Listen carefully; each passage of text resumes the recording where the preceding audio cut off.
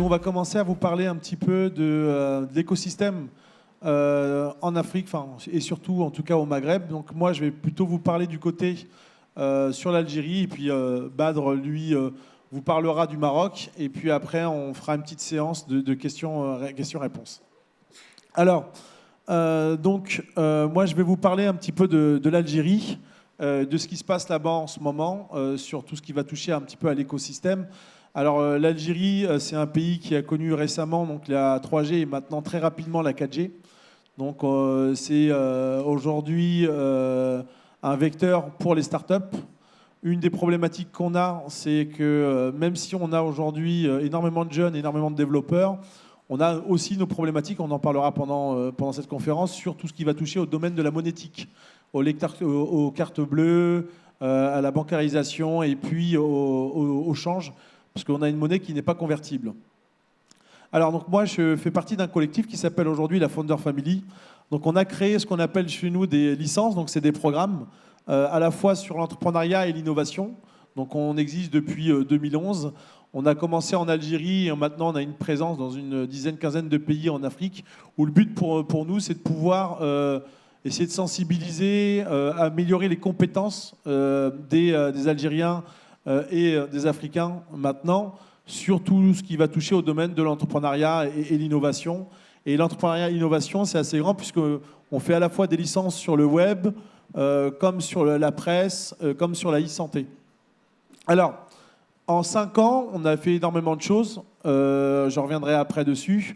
Et on a aujourd'hui voulu lancer dernièrement 24heures.info. Vous pourrez regarder.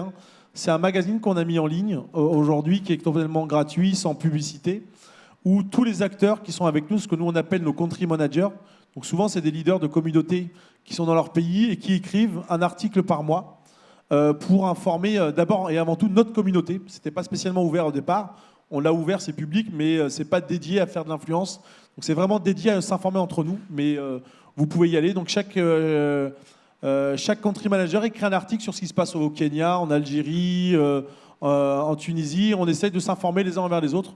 On en avait un peu marre d'avoir beaucoup de documents, de magazines qui parlaient un peu de l'Afrique, avec un peu, je dirais, beaucoup de SEO derrière et très peu de contenu, quoi. Donc on a lancé ça. L'Algérie, aujourd'hui, donc c'est un pays de 40 millions d'habitants, on est très francophone. Sur les startups aujourd'hui, on a vraiment connu, je dirais, ce qui a vraiment fait le déclencheur. Donc la DSL, ça fait assez longtemps qu'on l'a, mais on avait des très, très petits débits. La 3G a vraiment ouvert énormément de choses, parce que ça nous a apporté du débit et de la mobilité. Et puis, ce qui est assez marrant, c'est qu'il nous a fallu assez longtemps pour avoir la 3G. Et puis, la 4G, le passage de la 3G à la 4G, c'est entre 1 an et 2 ans. Donc là, on est déjà maintenant à la 4G. Donc le cercle bon a été fait. C'était beaucoup de problèmes juridiques au départ. Ça a été débloqué. Et puis, ces réseaux-là ont permis finalement de pouvoir faire, par exemple, beaucoup d'événements de web, d'avoir du web, de pouvoir, pour certains, pouvoir faire alors pas du SaaS parce qu'on a des problématiques. Nous, on est encore au mode prépayé. Donc nous, par exemple, on n'est pas sur des abonnements qui sont illimités, un peu comme ici. On va avoir beaucoup aujourd'hui de jeunes qui vont acheter du 2 gigas, 3 gigas par mois, par mois. C'est en tout cas par carte prépayée et ça leur permet. Donc c'est c'est un frein assez important. Mais bon, c'est ce qui aujourd'hui nous permet d'avoir quand même le très haut débit. Ce que je peux en dire, c'est que là, ça fait récemment, maintenant, on a ces espaces de coworking qui sont créés. Donc là, c'est très récent, ça doit faire même pas 6 mois. C'est un accélérateur et à la fois un petit Fab Lab, ça s'appelle C-Labs, c'est au cœur d'Alger. Et puis on a aussi Viadresse, qui est aussi un deuxième coworking space en Algérie. Donc c'est des lieux qui commencent à naître, un peu ces tiers-lieux. Puis le but un petit peu, c'est de pouvoir, je pense, pour ces lieux-là, catalyser les écosystèmes, puisque il faut un peu pour que l'écosystème se crée, il faut qu'ils se rencontrent. Et je pense que c'est ces lieux-là qui permettent au fur et à mesure cette création. Alors il n'y a pas que ces petits lieux, il n'y a pas que ces tiers-lieux qui existent, il y a aussi des incubateurs. Et ça, c'est le plus gros. C'est celui de Sidi Abdallah, il est près d'Alger. C'est un très bel incubateur. Aujourd'hui, il existe depuis, je crois, 2007-2008. C'est l'ANPT. Alors l'ANPT, c'est l'Agence nationale des parcs technologiques. Et donc le premier a été créé à Alger et au fur et à mesure ont été créés sur les différentes villes d'Algérie. Alors, cet écosystème, aujourd'hui, depuis très très peu de temps, il s'est enfin, je pourrais dire, consolidé derrière un cluster qui s'appelle ADC, qui est Algeria Digital Cluster. Donc c'est un cluster aujourd'hui qui est tenu par le président, il s'appelle Ahmed Mehdi Omar Wariesh, qui regroupe aujourd'hui, avec des membres associés, en tout cas l'État. Donc il y a l'État qui est derrière, parce que pourquoi on a voulu que l'État puisse participer à ce cluster aujourd'hui, c'est qu'on a des problématiques pour nous, en Algérie, de monétique. Donc il y a des problèmes de change, il y a des problèmes de statut juridique. Par exemple, en France, il y a les GUE qui existent. Je ne sais pas si ça existe encore sur les jeunes entreprises innovantes. Il y a les crédits d'impôt recherche. Ces choses-là, aujourd'hui, ça permet finalement de pouvoir pousser un écosystème. Et puis, il y a toujours le côté des statuts juridiques, enfin de la création d'entreprises qui prend beaucoup de temps. Et donc, le but derrière ce cluster, c'était de pouvoir finalement faire un peu de lobbying au niveau de l'État algérien. Donc, c'est intéressant parce que les membres, aujourd'hui, c'est surtout des startups, les startups, des opérateurs téléphoniques et des constructeurs. Et puis, l'État est venu avec, je crois que c'est en membre associé, on a le ministère de la Justice, le ministère, je pense, des Finances, qui doit être derrière, donc pour pouvoir nous aider finalement à nous pouvoir pousser, en tout cas, et faire des propositions. Alors, l'Algérie, c'est aussi un très gros écosystème de jeunes. Il y a énormément aujourd'hui, depuis 5 ans, des événements qui se constituent. Donc là, c'est la Semaine du Web, un des premiers événements fédérateurs en 2011. C'était 120 conférences et 6000 participants. Et puis, au fur et à mesure, c'est décanté un peu comme ici en France, le Web Today, beaucoup d'événements numériques et digitales. Donc ça permet finalement la rencontre des écosystèmes et de la mobilité entre les régions. Et ces événements, il y a les Web Days. Alors c'est les Web Days, c'est ce que nous, on a pu faire en Algérie depuis 5 ans. C'est des événements qui durent entre 3 et 5 jours, qu'on fait dans les universités. Ce qui est intéressant, pourquoi les universités? Parce que c'est des endroits où il y a énormément de monde et ça intéresse beaucoup puisque nous, en termes de finances, comme on est en mode associatif, ça permet de pouvoir finalement partager les frais avec les universités. Il y a aussi aujourd'hui des événements qui commencent à avoir maintenant des statures un petit peu nationales et même voire internationales, c'est FICRA. FICRA, c'est devenu un peu un événement aujourd'hui assez connu en Algérie, qui regroupe beaucoup de monde et qui mélange à la fois, je dirais, l'écosystème digital et l'écosystème politique, puisque c'est la rencontre entre les deux mondes. Et là, par exemple, le mois dernier, pour vous montrer un petit peu, je ne sais pas si on voit les dates, mais ça, c'était un hackathon à peu près tous les 3-4 jours. Donc, c'est qu'au fur et à mesure, on a pris beaucoup de temps à pouvoir démarrer sur énormément de choses. Et au fur et à mesure, on va dire que l'écosystème a été emmené par d'abord l'événementiel, pour la rencontre, et puis après les espaces, les tiers-lieux, les incubateurs. Aujourd'hui, il faut savoir qu'il y a des grandes universités comme Constantine ou Alger, où il y a des pôles universitaires d'informaticiens, avec des grandes écoles comme l'ENI ou les I à Alger, où beaucoup de promotions, malheureusement pour l'Algérie, partent à l'étranger. Parce que ce qu'il nous faut, nous, en Algérie, c'est un tissu industriel qu'on n'a pas encore. Donc ce que font les gens, c'est quand ils terminent leur master ou les majors de promo, ils partent à l'étranger parce qu'ils n'ont pas encore aujourd'hui la possibilité de tester leurs compétences sur des technos très avancés en Algérie.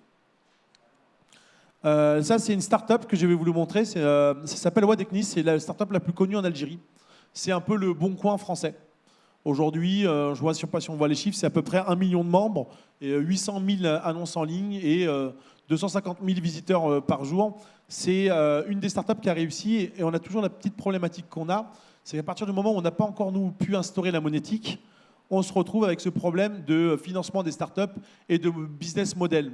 Puisque pour l'instant, ces startups marchent en tout cas beaucoup sur le modèle de la publicité et pas encore sur d'autres modèles. Il y a une startup qui est en train d'arriver qui s'appelle Biban en Algérie, qui, elle, va intégrer une technologie avec un opérateur téléphonique qui s'appelle Jay-Z pour commencer à monétiser les applications. Mais c'est pour l'instant la seule chose qu'on a. Mais on a quand même aussi un autre opérateur de l'écosystème, parce que souvent on parle des startups, on parle des opérateurs, mais c'est un constructeur algérien qui aujourd'hui est en train un peu de cartonner, parce qu'il est à la base en Algérie, et maintenant il commence à être dans le Maghreb et en Afrique. Et c'est un fabricant, donc c'est un des seuls fabricants du monde arabe qui aujourd'hui aussi devient un acteur majeur de l'écosystème en finançant beaucoup d'événements et en lançant aussi des incubateurs. Alors il faut savoir, c'est qu'on a des projets d'incubation avec surtout les opérateurs téléphoniques sont ceux qui poussent finalement l'écosystème algérien. Bon, j'ai essayé d'être un peu rapide parce qu'avec Badr, on s'est mis d'accord tous les deux pour me donner le maximum de temps sur un petit peu les questions-réponses, parce que je pense que c'est un peu plus intéressant pour vous. Mais j'ai voulu faire un petit peu le tour rapide, mais en tout cas, je suis là juste après pour vous poser des questions-réponses. Merci Farid.